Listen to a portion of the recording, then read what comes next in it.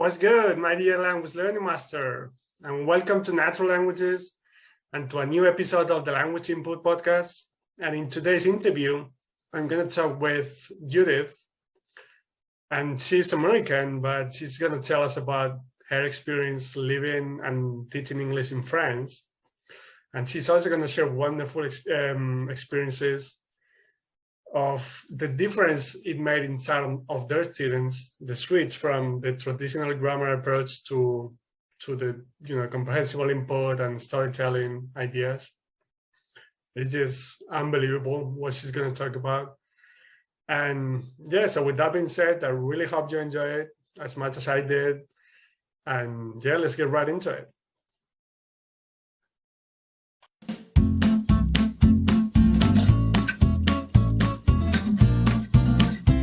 So hi, Judith, and welcome. Hi. Welcome to the podcast. Hi, Alvaro. And yeah, it's really nice having you. Yeah. Well, I'm flattered that you're interested in what this old lady has to say. A lot of things, I'm sure. So yeah, why don't we start off as usual with your own language journey? Like as a teacher, learner, and your interest for languages overall. Well, I think that my interest in languages is because of my father. He was in the Navy. Okay. And because he was in the Navy, he traveled a lot, and he would bring us back gifts from Japan, from France, from the different places that he visited. And so that made me want to travel like he did. And when I was in high school, the first opportunity I had to study a foreign language was the French. And since my father had been to France, I chose French over Spanish or something else. Mm-hmm. And I had a very, very good teacher. I was very fortunate. She was young, but she was doing what at that time was called kind of immersion. Mm-hmm. That is, she would speak only French in class. She never spoke English. And our book was we had a book, a grammar book, a textbook, but it was all in French. Mm-hmm. There was no English in the book at all. And so sometimes just understanding the written language was complicated. But I enjoyed that. It worked for me, and I did well with her. I got good grades. When I say I did well, I got good grades. But then after the second year, she enrolled me in a contest. Well, it wasn't a contest. It's what the French call the dictée. Mm. Since I was one of her better students. And we traveled to a different school where there were students from many different schools. And there was a man who read a dictée, and we had to write a dictation, and we had to write down what he was reading. It was a classical French dictée. And I had never heard a man speak French. I had never heard anyone but my teacher speak French. And so I was totally lost. I didn't understand anything in the first time he read the dictation. Mm. And then he read it again a second time. And then I thought that I heard il pleut, which means it rains or it's raining. Mm-hmm. And so I on my paper where I was writing down, I had il pleut, and then lots of blanks, il pleut, lots of blanks, il pleut. And then he read the dictation the third time, and he did not say il pleut one single time. And then I realized that what I had heard as il pleut had been virgule, comma. Okay. and so all I had on my paper was erasing il pleut and putting a comma. So that was the result of not having been able to hear anyone but my teacher speak French. Right. And so I was a little bit disappointed by that, but then we moved, because my father being in the Navy, we moved often, and we went to another state, another town. Mm-hmm. And in that town, there was no French. They didn't offer French. And I was very disappointed, but they offered Spanish and Latin. And since I had enjoyed French, I thought, well, I'll take both. And so I signed up for Spanish and Latin, which were taught by the same teacher in the same way. Mm. She used exactly the same method to teach Spanish as she did to teach Latin, a dead language. And it wasn't storytelling. And it wasn't storytelling. It was memorize the vocabulary, read and translate the paragraph, answer the questions, memorize the grammar rule. And well, I could do that. I think sometimes when people talk about different methods of learning languages, it's kind of my CV, because I've been through quite a few of them. But I did realize that the way she was teaching Spanish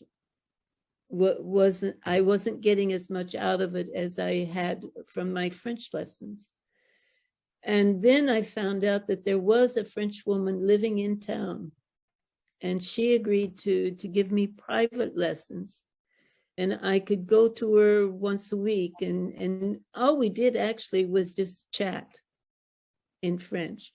And then she had a book. It was 20 ans après, which was the sequel to the Three Musketeers story. And we read and translated it, and she'd explained the vocabulary that I didn't understand. So we were reading that together and having conversations. And I did that for a year. And then we moved again. And I went to another town in another state, and there they offered Spanish in the school, but the teacher was also teaching French at the college. And I was able to take a French course during the summer. They accepted me, even though I had not yet graduated from high school. Okay. They accepted me in the French course, and it was intermediate college level French. But again, it was the old traditional method of you have vocabulary to memorize and a text to read and translate and answer comprehension questions about. So I did that, but I was rather shocked because this was a college professor. And one day she was telling us about her trip to France. And she mentioned the interpreter. And I was kind of shocked. And I said, well, you didn't need an interpreter in France. And she said, oh, yes, because the French, they speak too quickly. Yeah, like everyone in the native language. Right? Yeah. and so I realized that, you know, something was not quite right somewhere. Yeah. And then I graduated from high school and went into college, where they had a new teacher for French. And he was a young man who had actually lived in Paris and had studied in Paris. And he had his degrees, and he was very good. And he was insisting on, we spoke only French in class, and we were reading interesting things and having interesting discussions. And I was very happy with him. He was kind of frightening because he would, like, if you couldn't say tu correctly, he would make you repeat it again and again and again until he was satisfied with the way you were saying it. But it was, overall, it was quite interesting. but he didn't come back the following year. But since I was in college and I was enjoying studying languages, I also took German in college. And there again, I had a teacher using the immersion method who spoke only German in class. And she explained grammar, but she explained it in German. Okay. And so we were reading texts and listening to texts, and she was using more modern techniques by having us listen to tapes. So she was not the only person that we heard speaking German. And our final exam with this teacher was to go in for an interview with her, and we had to tell her a German fairy tale. Wow. And the fairy tale I told was about the fisherman who lived in a vinegar bottle and caught a magic fish. And I did well. I got good grades on it, and she was happy with me, and I was happy with her. At the following year, she moved on. She went to a bigger school. Mm-hmm. And she was replaced by a teacher who was speaking English in class. Okay. And I felt like we'd done 1 year without any English. I didn't see why in the second year we would have to. Right, so not a lot of input then. Yeah. And so I did 1 semester and then I stopped because I just found it too boring. I felt like we were repeating things that I'd already acquired the year before. But I was also taking Greek at that point. I was taking any language I could get my hands on because I was interested in languages, and that it allowed me to compare sometimes. But most of the methods were pretty traditional. Right. But I did continue with the Spanish with a teacher from Cuba, and he was more interesting. But at that point they were trying out the audio-visual method, and we didn't really have classes. We went in and played a recorder and repeated things from a tape. Mm-hmm.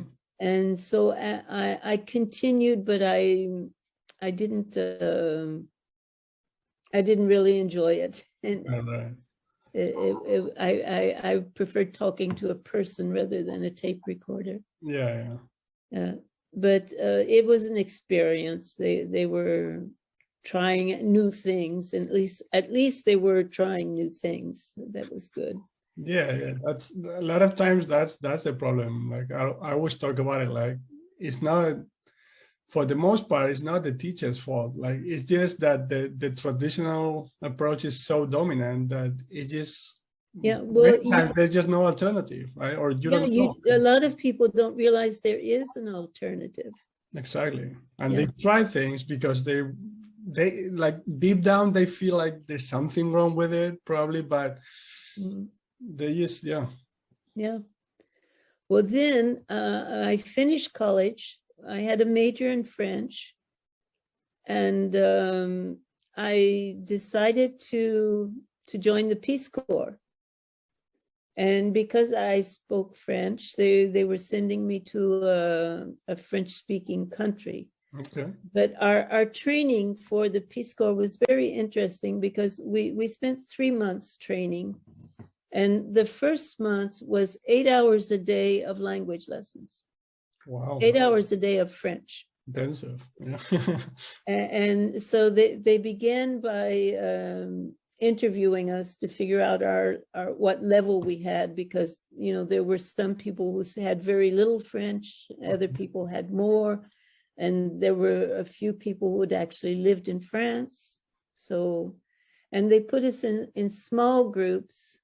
I think there was maybe 8 people to a group, and we would have a teacher doing very intensive drills. Have you done drills? Do you know how they work? Yeah, I mean, I'm trying to recall my language classes in school, high school, but probably there were some drills involved at some point. Yeah. Well, actually, we were doing almost nothing but drills. I mean, he would say a sentence. Le chien est sous la table. Mm-hmm. And then he would give you a word, chat. And so you should say, le chat est sous la table.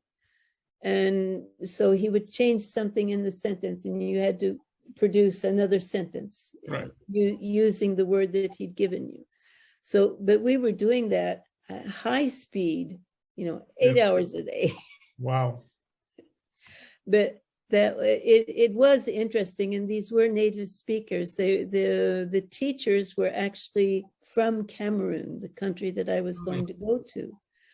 And we were supposed to be speaking nothing but French all day long, not only in class, but at meals. We were eating with our teachers. And in the evening, we were socializing with them. So it was French, French, French. Right. It was really immersion. And after a month of that, we went to Boston, where we continued with a lot of French immersion and so on, but we were also at that point getting teacher training.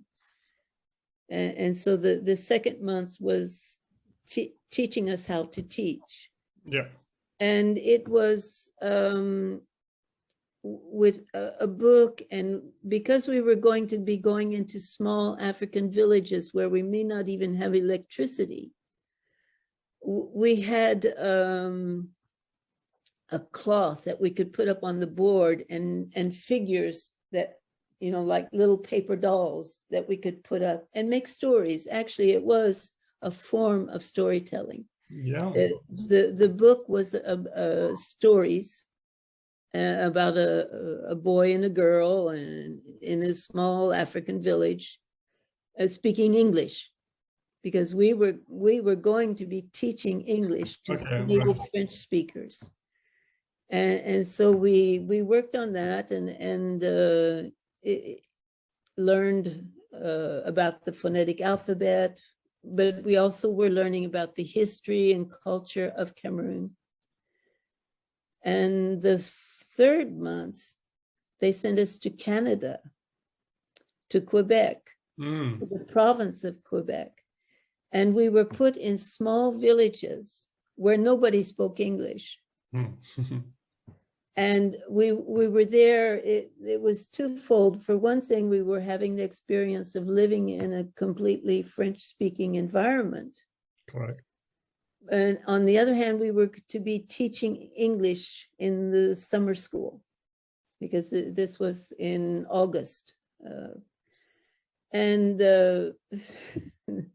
I had a big disappointment when I arrived in my village, because the only person I could understand was the mother, who spoke to me as if I was 3 years old, because I'd been speaking to Cameroonians, I had been speaking to French people, but I had not been speaking to Canadians who spoke Quebecois. Yeah. And it's a big difference. Different accent, yeah.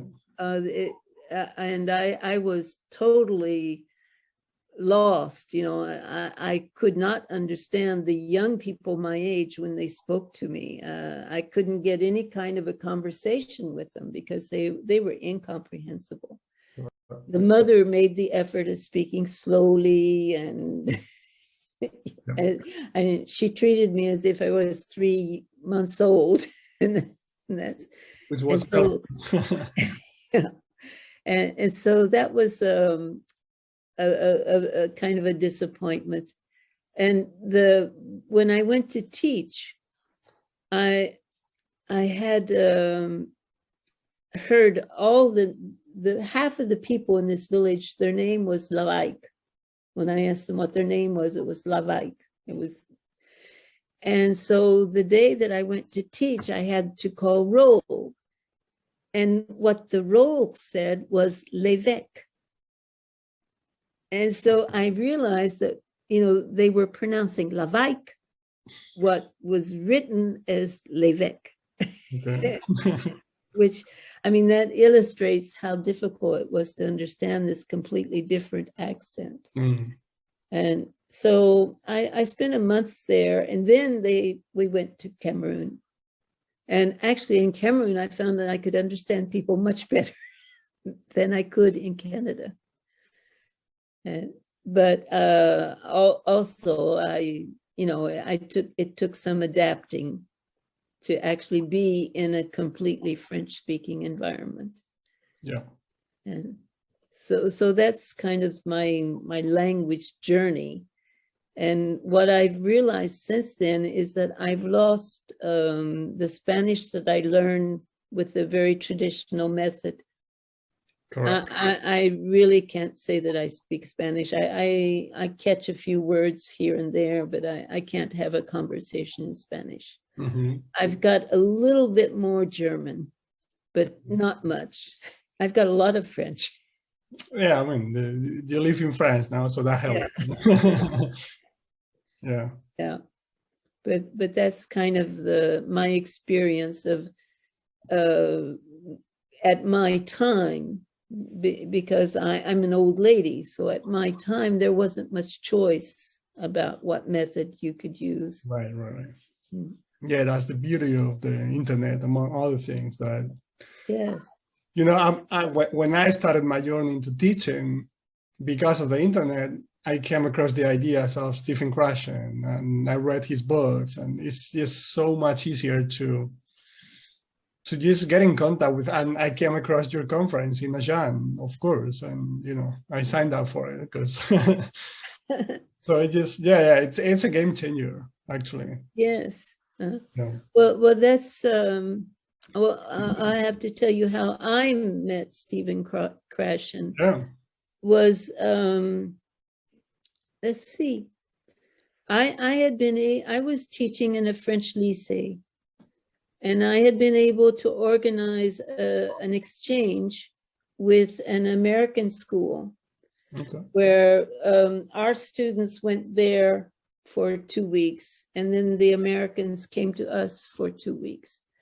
And we did this 1 year in one school, and the following year, the teacher that we'd done it with couldn't continue, and I had to find somebody else.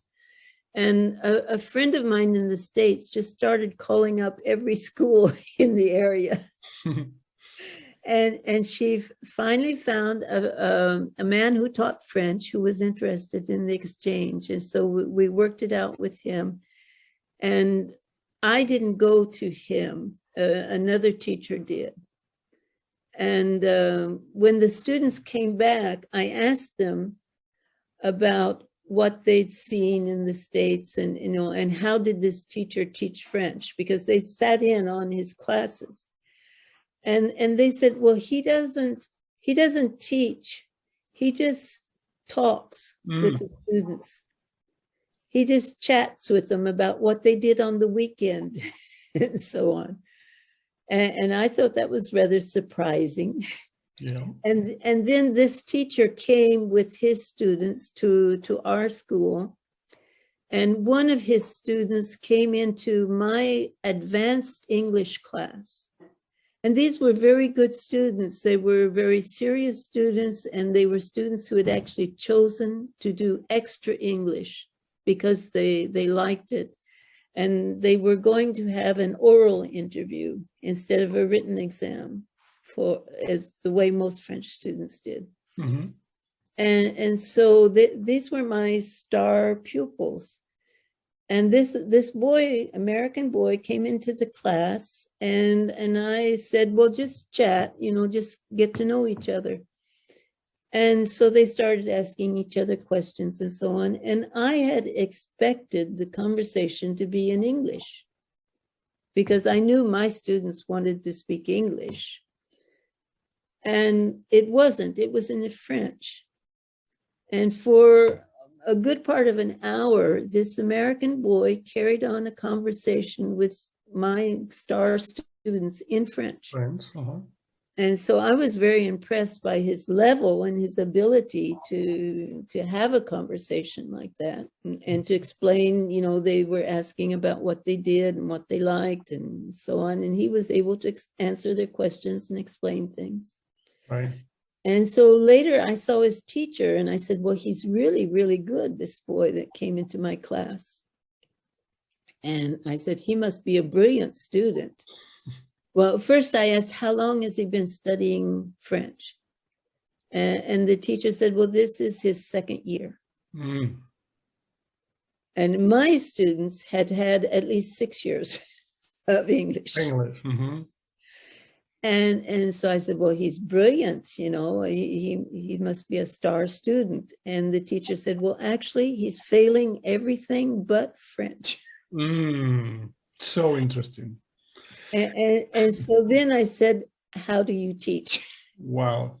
Because if he could produce that in 2 years, he was doing something right. Mm-hmm. And so that's when he started talking to me about TPRs. And I asked him to demonstrate it with my class. And he did. With one of my classes, he got them telling a story about a blue elephant. And I thought, oh no, this won't do. This will never go over in France. But I was still curious. And so that summer I went on holiday to the United States and I was able to find a TPRS workshop, mm-hmm. which was 3 days, I think.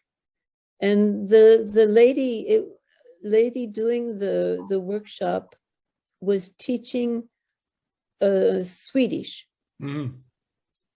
So she would give us a Swedish lesson using TPRS, and then she would talk to us in English about what she was doing.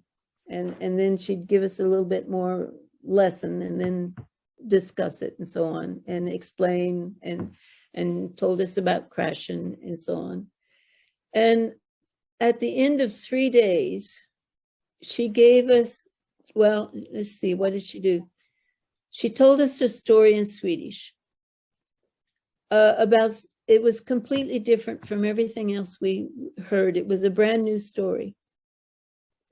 And then she asked us comprehension questions. And we were all able to answer the comprehension questions. Right, with yes, no, and things like that. Yeah. And then she gave us a text, which again was about a subject that we had not used during the lessons. Okay. It was about the influence of Swedish culture in Minnesota. And we had not talked about that at all. And we were able to read the text, which was a page long, and answer questions about it. And then she gave us a list of 100 vocabulary words in Swedish, and we were to tick the ones we recognized that we knew. And almost everybody there, I think there were about 20 teachers there, almost everybody there ticked over 90% of the words. You mean like the teachers were the students in the workshop? The teachers were the students. And so that made us realize how effective this method is. And this is at the Agent workshop, this is what we do with Breton. Uh-huh. We ask everybody that's new to the method to go to the Breton class. Mm-hmm. And my son Daniel teaches them Breton, mm-hmm. which is not, it's a Celtic language, so it has nothing to do with the Romance languages or the more common languages. Yeah. And when the people come out of there, they're convinced that the method works. Right, because it's just a language that's starting from scratch, right? And a different language. So yeah, I think when you have like little demos or workshops, you the teacher being the student in the class in a language like you said, like Hungarian in Boton's case or Breton in your son's case, I still like the first time I went to Ajan was 2016, I still remember words in Indonesian, Zulu, Hungarian, and it was just a 10-15 minute demo. Like that's all we got in those languages, but I still remember those words. Yeah. Yes. Yeah, it works. It does. I mean, Yeah. it's just the way the language mechanism works in our brain, right? Like Yeah. comprehensible input. Yeah, and I think that's the best way to, to convince teachers is by putting them in the student's place and having them realize how much they can acquire. Exactly. In a very short time, actually.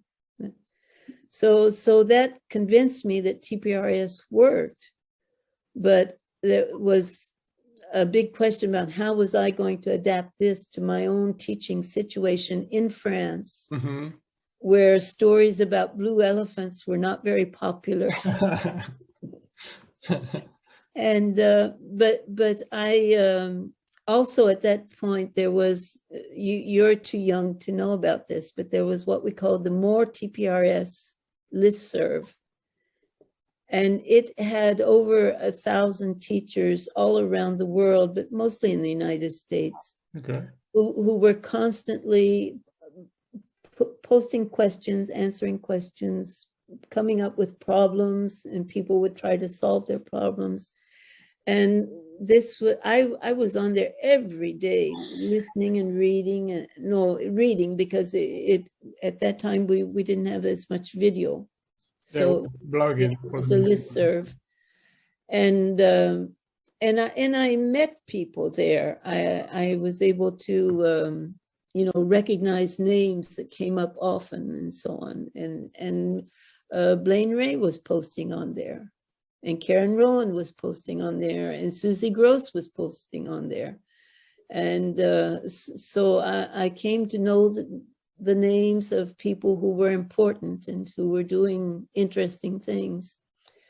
And so when was it?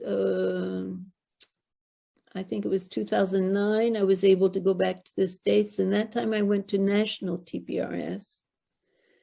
And, there were almost 500 teachers there. Wow. And I went to Linda Lee's Mandarin class. And a lot of the teachers who were doing TPRS were very dynamic and young and funny, and were using a lot of energy up there. And I couldn't see myself doing that. I mean, it just wasn't me. It wasn't my personality. And when I saw Linda Lee, who's so calm and quiet and gracious, and she was a model for me. And somebody on the More TPRS list said she's the world's greatest teacher, and I heartily agree with that. And so I sat through 3 hours every morning of Mandarin with Linda, and I really enjoyed it. I also realized how hard it is for students to sit in a seat without moving for 3 hours. Yeah, and you weren't a kid anymore, right? Yeah, I wasn't a kid. I was paying to be there. I wanted to be there. Right. But there were times when it was hard to keep, not to yawn and so on. And so I realized how important breaks are. A movement and getting up and moving around some. But it was an eye-opener, and I was able to learn more about the theory behind the method, about Stephen Krashen and so on. At one point, Karen Rowan was actually able to come to my school and do a demonstration with my students for all the teachers in my department. And a lot of people really appreciated it and picked up methods. They didn't accept the method as a whole, but they picked things that she was doing that they began doing. Right. And so, they applied some of the the things to the way they were teaching. So she taught English to the teachers in your school in France, right?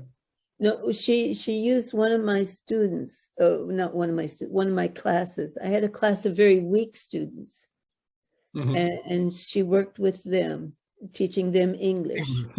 Okay. And so, but the teachers were observing, watching what she was doing. And then afterwards she explained to them and gave them documents and everything.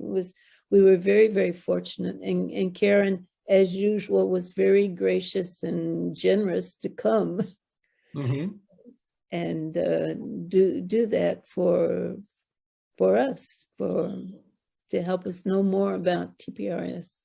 Yeah, well, that's yeah. Go ahead. Yeah. So I came to the States to my third National TPRS conference in 2014, I think. I remember that it was in Chicago. Okay. And I was able to come with Daniel, who by then was, it was funny because at the beginning when I began talking to him about TPRS, it was, his old mother, what does she know about? And then when he saw what it actually was, he became, he's better at it than I am now. But what was he a teacher already, or? Yes, he was teaching Breton in Brittany. He'd gone to Brittany and discovered the language there and just fell in love with it and was able to do a training in order and pass the exam so that he could actually teach Breton. So, that conference changed the way he went about it, right? Yes. And then I got to know more people, Ben Slavic and so on, who I'd known quite well on the internet because he had his own group that I followed.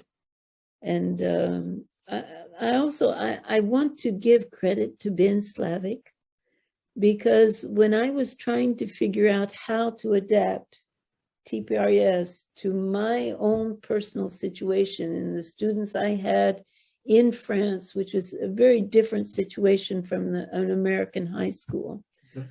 He had a book which was called TPRS in a Year. Yep. And it was kind of step by step. He would tell you, try this. And it was just one technique. And you would try that technique and apply it. And then the following week, you would try another one, and then another one, and then another one, until eventually you were doing it all. Right. And that was what I needed. That was what helped me. That was what helped me be able to adapt all this amazing things I was learning at the conferences to my actual situation. Yeah. So I'll always be very grateful to Ben Slavic for that. So it was more of a blueprint and a practical one, right? That you could start right away implementing. Yeah. Yeah, because at the beginning, everybody makes mistakes. I remember in our training before that, they insisted on the importance of students giving complete answers, complete sentences in their answers. Yeah. And so I started trying to do circling, but asking my students to give complete answers. And when you do circling and the students give back the complete answer, they're saying exactly the same thing every time. And I did it once and they found it very boring and they didn't hesitate to tell me so. That's good. And so I realized that I was doing something wrong. And then I realized that, if you want to know whether or not the student is actually understanding the question you're asking, you don't want a complete sentence. You want the one word that tells, if you say, who ate the chocolate? And they answered, Daniel ate the chocolate. And you say, what did Daniel eat? And the answer is, Daniel ate the chocolate. Right. It doesn't work. Yeah, but if you say, who ate the chocolate? And they say, Daniel, And what did Daniel eat? The chocolate. Then you know that they've understood the question. Exactly. Yeah. Yeah. It's not that they just memorize the answer and Yeah. whatever question. Yeah. Yeah. And so, you know, that was one of the really stupid mistakes I made when I was starting out. But you learn quickly, I think. Right. Yeah, but I think we were talking about this with Sabrina. I had Sabrina a couple of days ago, and we were talking about exactly the same thing. And I think that comes from, again, because of the traditional grammar approach being so dominant. You know, we have our experiences as students and then teachers. And I think we think that we need to practice in order to improve, right? Or in order to learn the language. So I think that's why teachers want to hear the complete answer from their students as opposed to just a word, because they think if they give a longer answer, they're practicing the language more, and thus they're learning the language. But we now know that input is the key, right? Yes. Well, actually, here in France, we have inspectors that come around and watch you teach. And if your students are not giving you complete answers, you get marked down. Right. As you're not an effective teacher. Right. So that's what. But I retired in 2012, so I don't worry about inspectors. I do. You don't have to deal with that anymore. Yeah. I think that they should go like door to door, knocking on people's door with little kids, and and seeing if a 1-year-old can say the whole sentence or not, and if they can, just mark them down, right? Then they'll probably realize that. I think it doesn't make sense what we're doing out here. It's really difficult. I've kind of given up on trying to convince my colleagues, my former colleagues. I know there's something that they have to experience. Yeah. And so I don't think I can talk anyone into it. You have to live it. I mean, I became interested because I saw this one boy who was so good, and I wanted to know how did he get to that level. Right. And so I began my own investigation, and I think it has to be a personal journey for each teacher. Yeah. And it's not easy to say, well, I've been doing this wrong all these many years. No, it's not. Yeah, whatever the topic. Yeah. Well, I think too, when I was a student, I resented teachers who were boring. I thought that was horrible. And so I always had the idea that I wanted to be interesting. Not me personally, but I wanted to have something interesting to give my students. Right. And so I think that helped me, even when I was using the wrong methods. Yeah. I was still looking for things that were interesting. Yeah. So you were always student-centered, which is key again, right? Yeah.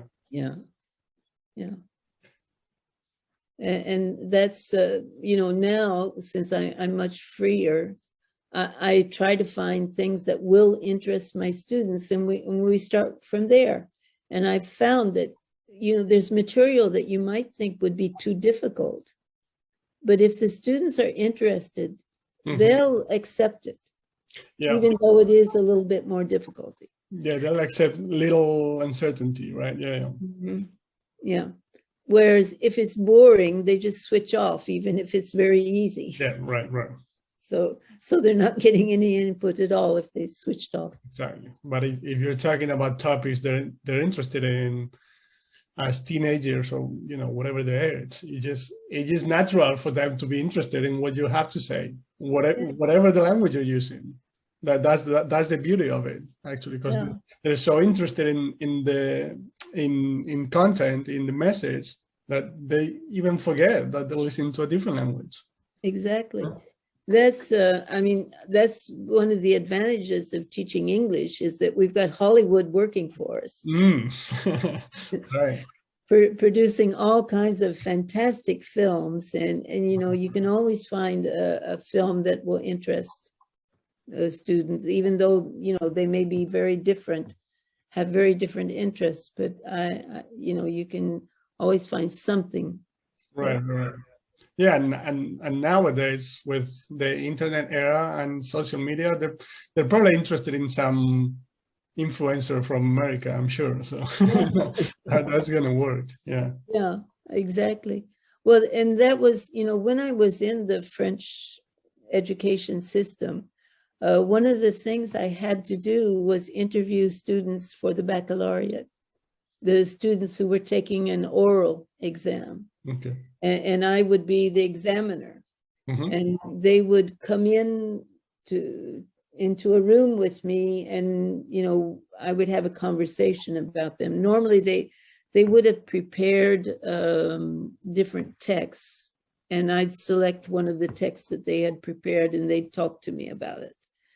And I very quickly, you know, you can see when somebody's just reciting something they've memorized. Yeah, yeah. And then there would be students with whom I could have a real conversation. And I always, at the end of the time, towards the end of it, I would try to get into a real conversation, just to see where they were. And what I found was, when I had someone who was really at ease, maybe they'd make mistakes, but they could carry on a conversation. I always asked them, where did you learn to speak English like that? Mm-hmm.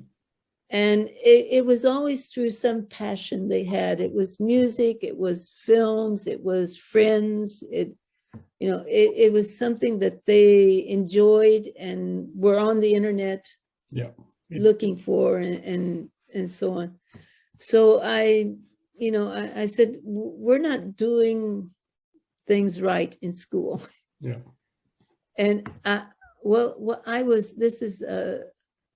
was teaching a class. It was September and school was just starting up. And I had a girl in the class who had an American accent when she spoke English. Nice. And I'd used a bit of a film and asked, I'd asked comprehension questions, and she asked about something that she didn't understand. And it was a really minor detail. And I thought, if that's the only thing she didn't understand, it means she understood everything. It's good, yeah. Yeah. And so I was convinced that this girl had lived abroad, that she had probably lived in the United States for some time to have the accent she did. And so one day I asked her, I said, well, where did you used to live? And she was surprised at my question. She said she'd always lived in Agen. She'd never lived anywhere but Agen. And I said, well, how did you learn to speak English like that? And she was a big fan of Friends. Mm. And Friends she'd been able to stream it when it was not yet translated into French. Okay. She'd spent all summer watching the series of Friends in English with no subtitles. And in September, she spoke beautiful English with an American accent. It always works that way. There's always passion involved and something that you're truly interested in doing. Yeah, always. Yes. And I think that's, English is not an end in itself. It's a tool for them to have access to things that interest them. Yeah, exactly. Yeah, that's what language is all about, right? It's just, if you're interested in communicating with someone, you might be using a different language, but you're interested in what that person has to say or what you're going to say to that person. Is this? Yeah. Yes. Yeah, it's a tool that we give them, but it's not an end in itself, which is the problem, I think, with the traditional method was that we thought, well, I can speak French. I passed the test. Yeah. Yeah, you passed the test. You had the diploma. Therefore, you could speak. You know. No, you can't. No, you can't. Yeah. No. I mean, I had a French diploma with honors when I went to Quebec, and the mother had to talk to me like I was 3 years old. Right. Yeah, that's why I Yeah. just remembering what you said. It's just so important that you talked about first the boys example, the one that got you into TPRs, and then you also mentioned that you had when Karen went to France, that you had your quote unquote bad students in that class. It's funny that first that boy, that he failed everything but French, and then you had your bad student, your quote unquote bad students, but they were perfectly able to understand what Karen was talking about and follow along.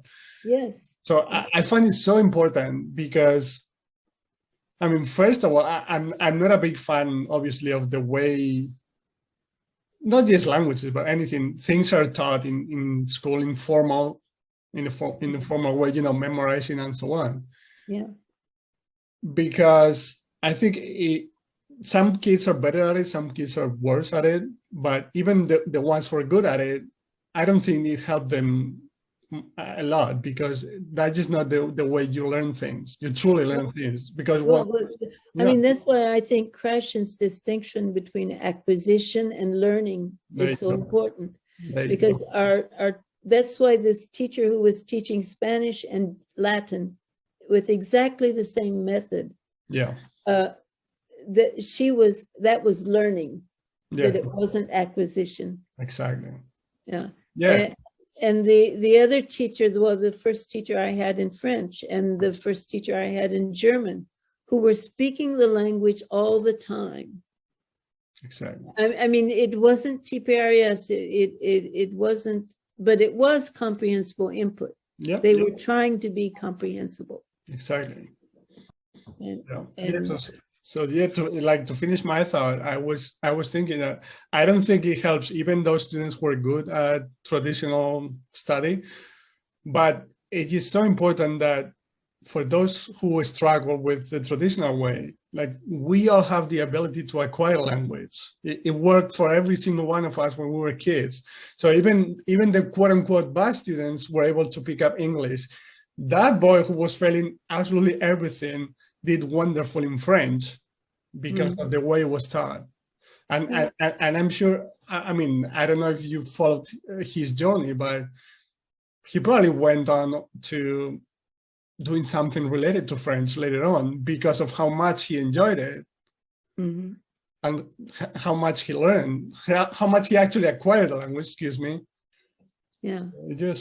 So, a student that in most teachers' eyes was a failure, quote unquote, again.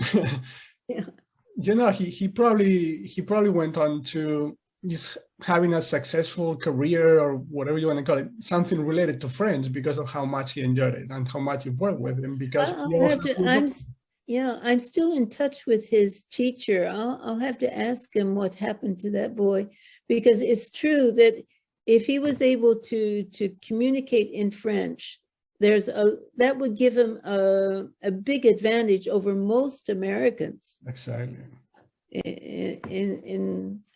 In a great many jobs. And it's like I'm super passionate about languages, but actually I found that out later on in life, and I've talked about it many times, but the one thing that really helped me with English was watching the NBA, like basketball, because I was interested in the game. And I keep watching different things in different languages, but I still love the NBA because of it. Like, I mean, I still love this sport because I like it, because of the sport in itself, but it's like, I have some extra love for it because it was the trigger, it was what got me started in this journey. So that was probably the case for this kid, for this boy.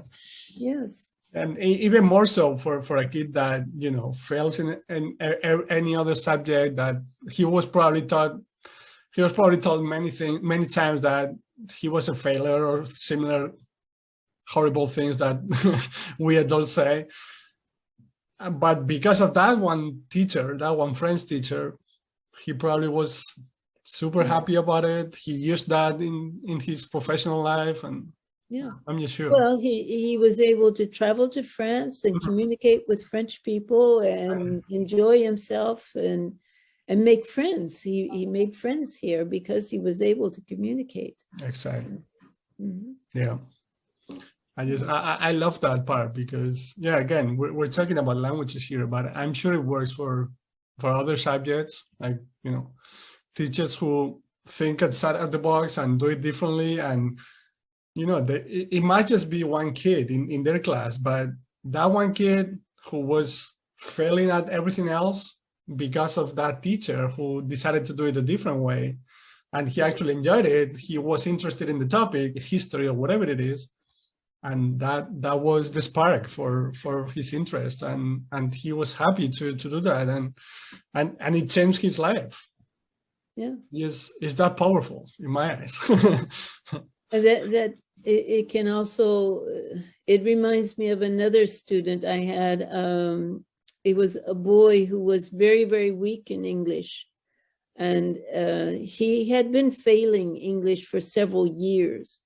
And the way the French system works, you can fail English, but if you're passing in your other classes, okay, you move up anyway. Okay. You failed English, but you don't go back and redo that. You get put up in the next year with the rest of your class. And so once these kids get lost, it just keeps getting worse and worse, because of course it's higher and higher, and they're not progressing. They're still beginners. Right. And so this boy, you know, he had 4 years of English. Well, and I was the 5th year.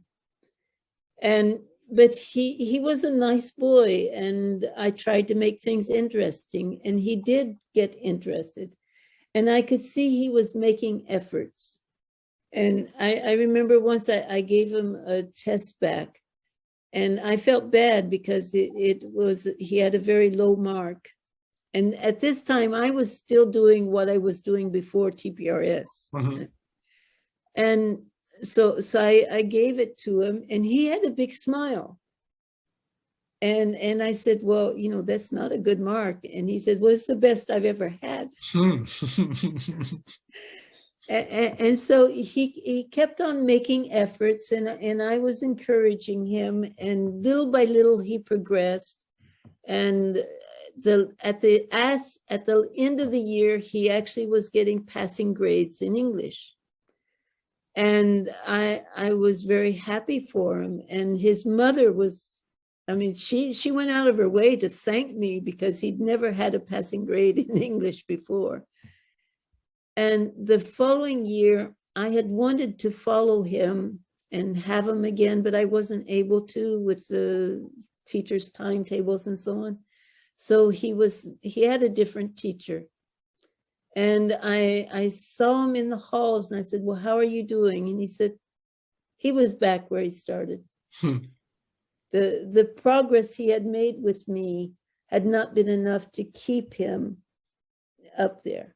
Right. But when I started using TPRs and comprehensible input, I had, well, my last year, I took the very, very weak students that my colleagues didn't want. I had free time, so they were able to take their weak students and give them to me, and I worked with them doing TPRs and comprehensible input and working with films. We did The Lord of the Rings. And those students, I was able to, with my colleagues, I asked about them later, and they were strong. They actually progressed, and it was not depending upon having me for a teacher. they were able to go to other teachers and get good grades and even be the top of their class. Whereas when they came to me, they were very weak. So to me, that's part of the difference between acquisition and learning. What I was doing before with this poor boy was learning. Yeah. I mean, I was asking him to memorize vocabulary and he was doing it. Yeah. And he was passing the tests on the vocabulary. But when he went to another teacher with different methods, it didn't stick. Exactly. Yeah. And it's crazy. I mean, because for whatever reason, some students might be better at memorizing and that traditional way of learning. But if you do it the right way, I mean, if you focus on acquisition, we all have the ability. And again and again, we see it with the weak, quote unquote, kids, right? Yes. It makes such a difference. And I'm sure it does for adults as well. Like adults who have been trying to learn a language for 10, 15 years and failed at it because, again, the only way they were taught was traditional grammar approach. And, you know, if you're 40, for example, you might not be as interested in memorizing things, right? Yeah. Well, now I work a lot with adults. Since I've retired from the French national education, a lot of my students are adults. And I find that it can be difficult with them because they have the expectation of they have to learn a certain way. Yeah. and so it takes a lot of patience. Right. To get them to accept that, you know, but it does work. I remember one of my adult students, she came to class and she was very, very happy because somebody had called her on the telephone. It was an English speaker and she'd answered her question. And she said, I didn't realize I was speaking English. And so, you know, she had acquired. Exactly. Rather than, she wasn't thinking in French and translating what she wanted to say into English and then producing it. Exactly. Yeah, the thing with adults is that we have decades and decades of experience in learning the languages the wrong way. So it's hard to make the switch. Yeah. That's a quotation from Michael Jordan that you like basketball. Yep. But Michael Jordan said that if you practice wrong, you get very good at doing it wrong. Exactly. So that's, yeah. Exactly.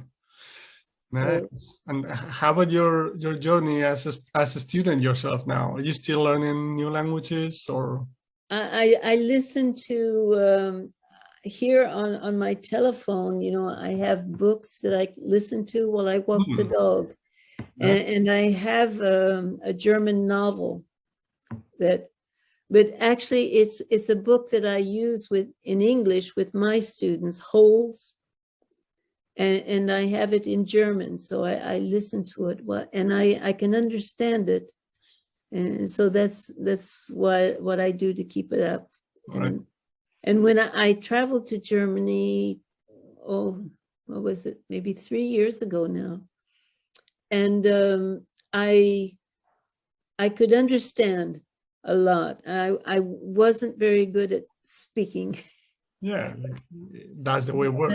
But I could understand a lot that was being said to me. Yeah.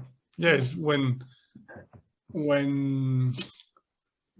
you actually enjoy every single minute of it, it is like I keep talking about it. Like age is not a factor, of course, but then if you're enjoying what you're doing, you're listening to audiobooks, like you said, or in my case, I'm consuming content in different languages every day because I love it, because I'm interested in the topic itself.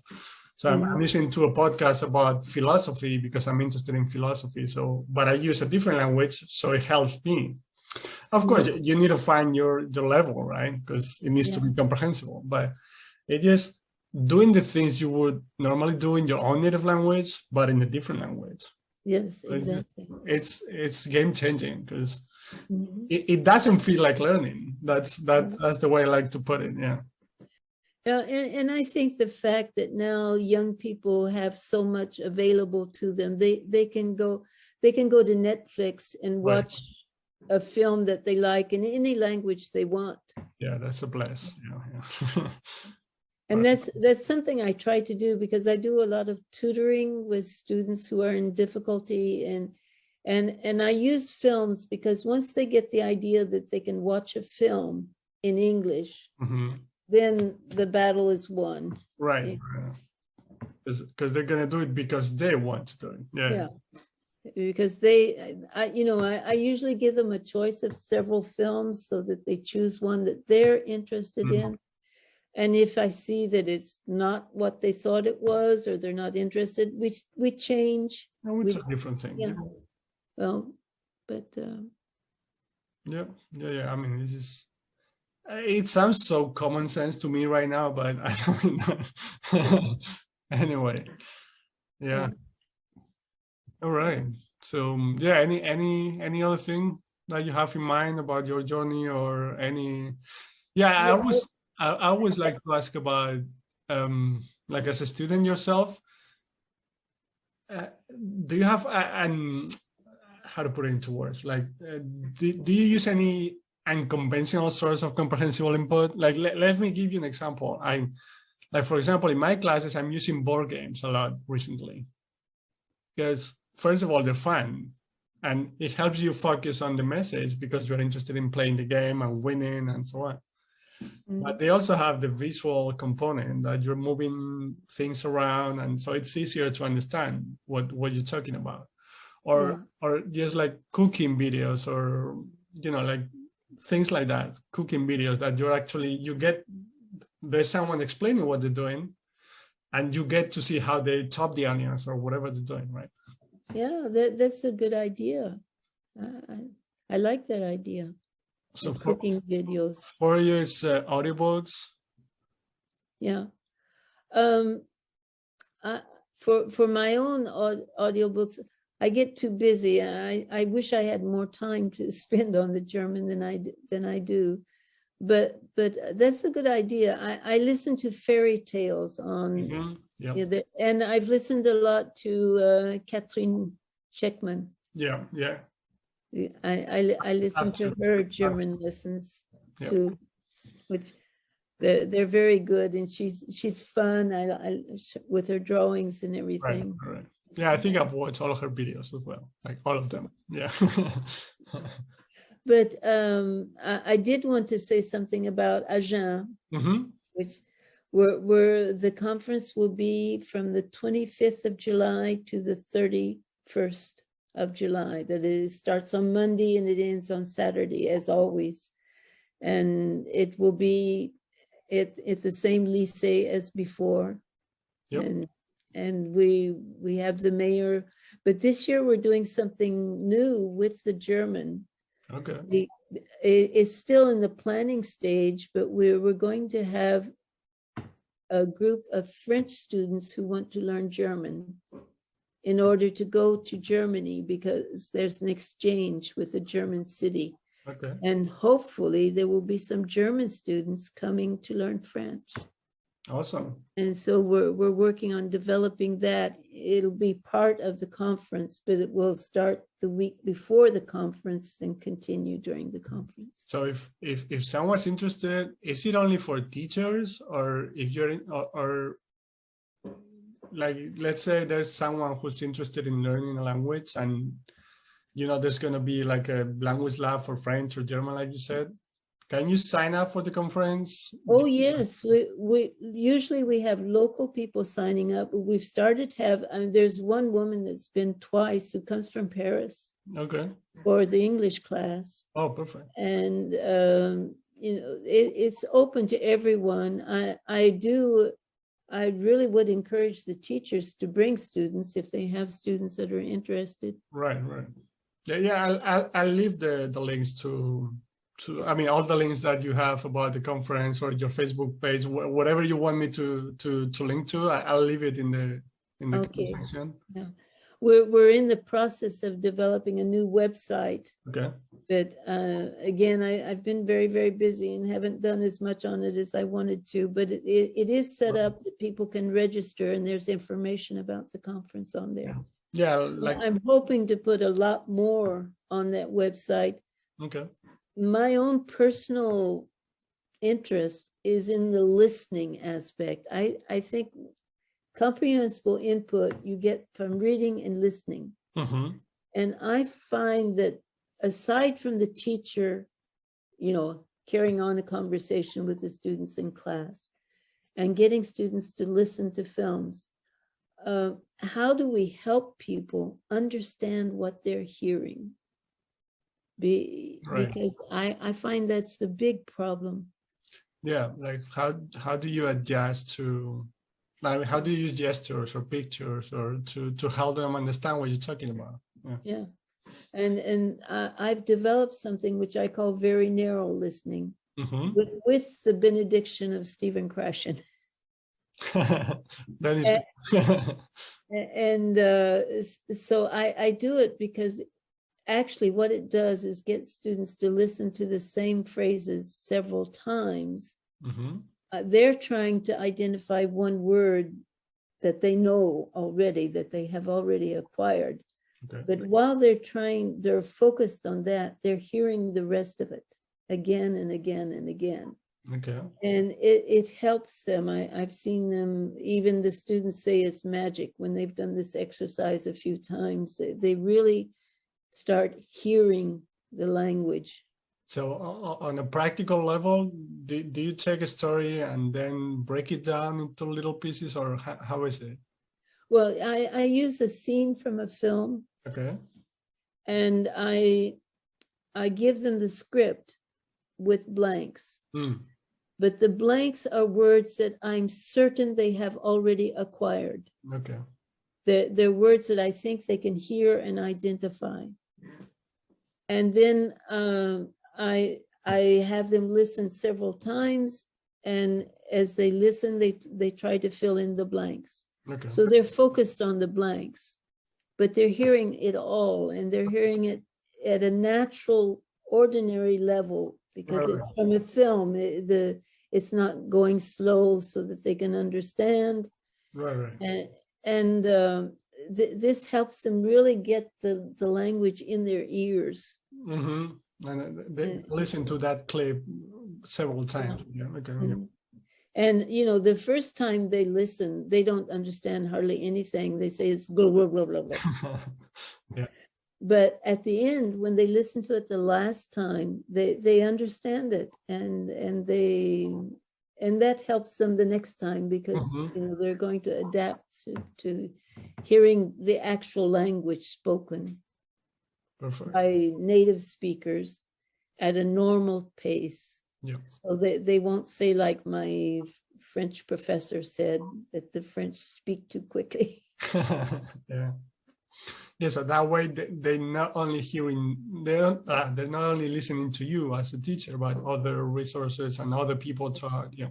Yeah, I think that's very important to hear different people with different accents, with different intonations. I mean, I told you how lost I was because I never heard a man speak French. Right. And he was a native, and my teacher that I had, who I could understand, was an American. So obviously she had some American accent. Right. And I could understand her. If she had read the dictation, I would have done much better. Right. Yeah, I mean, it still happens to me. Like when it comes to English, if I'm listening to someone from America, unless it's someone speaking really fast or really, I understand like 100%, I'd say. But if I'm listening to a person from Scotland, like, wait a minute. So, but yeah, it's part of the journey as well. Yeah. Well, I think the Scottish and the Quebecois are about French. Yeah. Same for French. Yeah. Yeah. don't know what series it was. I tried to watch it, and it was like Canadian French. I was like, wow, is this even French? Yeah. Yeah. Yeah. Anyway, all right, Judith. So yeah, thank you so much. It was wonderful. Okay. Well, I hope I'll see you again in Agen this Yeah, summer. yeah. It's a bit tougher because I'm in Poland. Because the 2 years I went there, I was in Spain, and since I'm from the north of Spain, it's sort of a 5-6 hour ride. Yeah. But there probably flights to Bordeaux. So yeah. Yeah, there are flights to Bordeaux or Toulouse. We're between the two of them, so whichever one is faster or cheaper. Exactly. Perfect. So yeah, thank you again. And yeah, like I said, whatever links you want me to put in the description below, just let me know. And Okay, I'll link do them. that. All right. So yeah, I'll see you, Judith. See you soon. I'll see you in July. See you in July. Exactly. And yeah. Well, thank you for having me. I really appreciate it. I enjoy talking to you. I'm learning so much every day with every interview. It's a good format. I like it. Okay. Well, have fun and keep up the good work. Thank you, Judith. Appreciate it. Bye-bye.